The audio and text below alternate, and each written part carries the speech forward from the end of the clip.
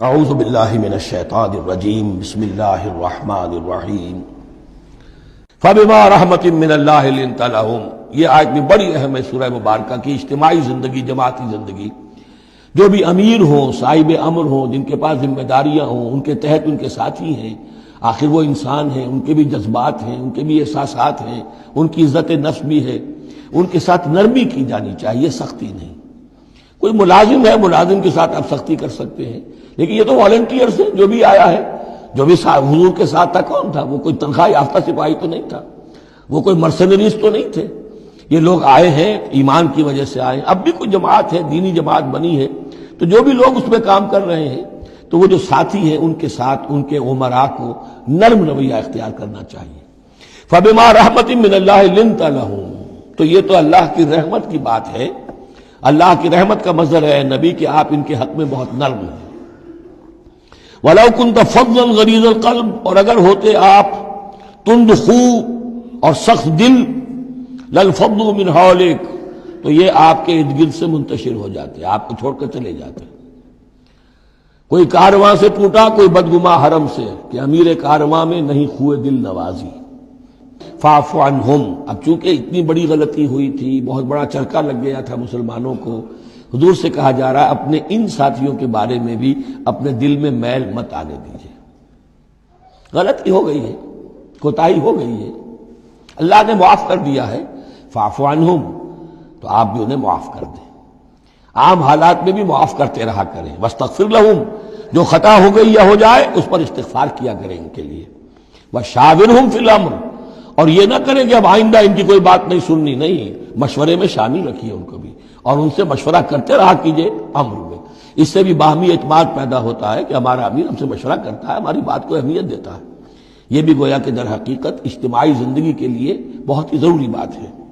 فَإِذَا عَزَمْتَ، البتہ جب مشورے کے بعد آپ کا دل ٹھک جائے، آپ ایک ارادہ کر لیں، فیصلہ کر لیں، فَتَوَكَّلْ عَلَى اللَّهِ، تو اب کسی شخص کی بات کی پرواہ نہ کیجیے، پھر توکل سارا اللہ کی ذات کے اوپر۔ یعنی حضور نے مشورہ کیا تھا اس وقت، کچھ لوگوں کی رائے وہی تھی جو حضور کی رائے تھی، لیکن کچھ حضرات نے کہا کہ ہم تو کھلے میدان میں، ہم کاہے کچھ جان بچا کر بیٹھے یہاں پر، ہمیں تو شہادت کی موت چاہیے، شہادت مطلوب و مقصود مومن۔ تو حضور نے ان کی رعایت کی، فیصلہ کر دیا۔ اب جو فیصلہ حضور کا ہے، اب اس پر توکل، اس لیے کہ اس کے فوراً بعد جب حضور حضرت عائشہ کے حجرے سے برآمد ہوئے ہیں تو خلاف معمول آپ نے زرہ پہنی ہوئی تھی، ہتھیار لگائے ہوئے تھے۔ اس سے اندازہ ہو گیا کہ معاملہ کوئی سخت ہے جو آنے والا ہے۔ تو پھر ان لوگوں نے کہا حضور ہم اپنی رائے واپس لیتے ہیں، جو آپ کی رائے اس پر عمل کر لیں۔ یہ اس کا معاملہ ہے، جب ایک فیصلہ ہو جائے تو یہ نہیں کہ اب دل میں یقین ہو جائے آدمی، ابھی ادھر ابھی ادھر، نہیں، پھر اس کے اوپر جم جائے۔ فَإِذَا عَزَمْتَ، جب آپ ایک فیصلہ کر لیں، فَتَوَكَّلْ عَلَى اللَّهِ، تو اللہ پر توکل کیجئے، ان اللہ یحب المتوکلین، یقیناً اللہ تعالیٰ توکل کرنے والوں کو پسند کرتا ہے۔ ان ینصرکم اللہ فلا غالب لکم، اے مسلمانوں دیکھو، اگر اللہ تمہاری مدد کرے گا کوئی تم پر غالب نہیں آ سکتا۔ وَإِن یخذلکم، اور اگر اللہ تمہاری مدد چھوڑ دے، دستکش ہو جائے، فمن ذا الذی ینصرکم من بعدہ، تو کون ہے وہ جو تمہاری مدد کرے گا اس کے بعد۔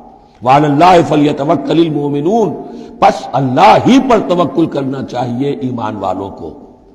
وما کان لنبی ان یغل، اور کسی نبی کی یہ شان نہیں ہے کہ وہ غل کرے۔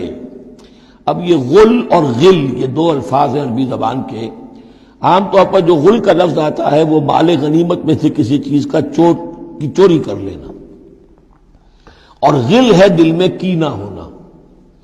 تو ایک خیال تو یہ ہے، اور یہ روایات ہیں کہ حضور پر کچھ منافقوں نے الزام لگایا تھا کہ مال غنیمت میں آپ نے کوئی خیانت کی ہے، معاذ اللہ ثم معاذ اللہ۔ تو اس کا جواب دیا جا رہا ہے کسی نبی کی یہ شان نہیں ہے کہ وہ کوئی چوری کرے، کوئی چیز چھپائے۔ وَمَن يَغْلُلْ يَأْتِ بِمَا غَلَّ يَوْمَ الْقِيَامَةِ، اور جو کوئی ایسا کام کرے گا وہ تو پھر جو کچھ اس نے چھپایا ہوگا لے کر حاضر ہوگا قیامت کے دن۔ ثُمَّ تُوَفَّىٰ كُلُّ نَفْسٍ مَا كَسَبَتْ وَهُمْ لَا يُظْلَمُونَ، پھر ہر ذی نفس کو دے دیا جائے گا۔ توفا دیکھیے، پھر وہ دیا جانا، وفا یوفی، یوفا توفا، ثم توفا کل نفس، پورا دے دیا جائے گا ہر جان کو، ما کسبت، جو کچھ اس نے کمایا ہوگا، وہم لا یظلمون، اور ان پر کوئی ظلم نہیں ہوگا۔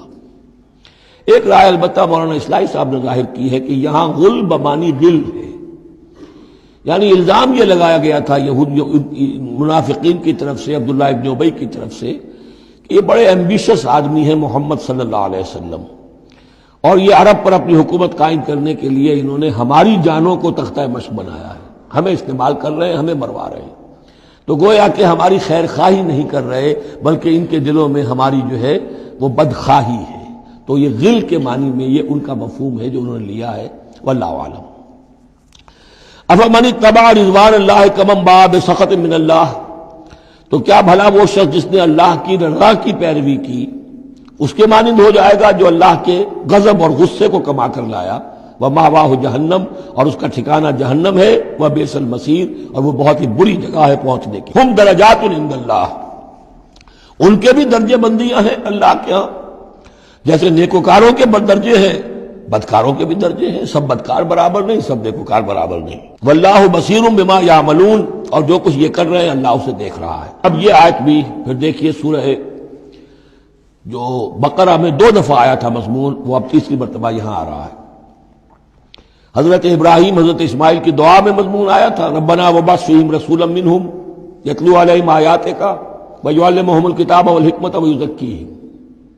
پھر آ گیا تھا 18ویں رکوع کے آخر میں، کما ارسلنا فیکم رسولا منکم یتلو علیکم آیاتنا ویزکیکم ویعلمکم الکتاب والحکمہ ویعلمکم ما لم تکونوا تعلمون۔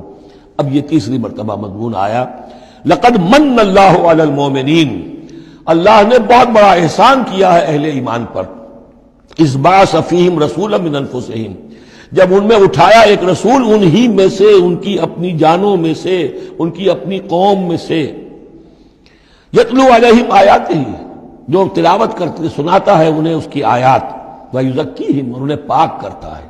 ترتیب اب ہمیشہ کے لیے یہی ہوگی، تلاوت آیات، تزکیہ، اور پھر تعلیم حکمت، تعلیم کتاب و حکمت۔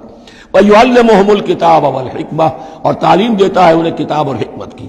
وَإِن كَانُوا مِن قَبْلُ لَفِي ضَلَالٍ مُبِينٍ، اور یقیناً اس سے پہلے یعنی رسول کی آمد سے قبل تو وہ لازماً کھلی گمراہی کے اندر مبتلا تھے۔ صدق اللہ العظیم۔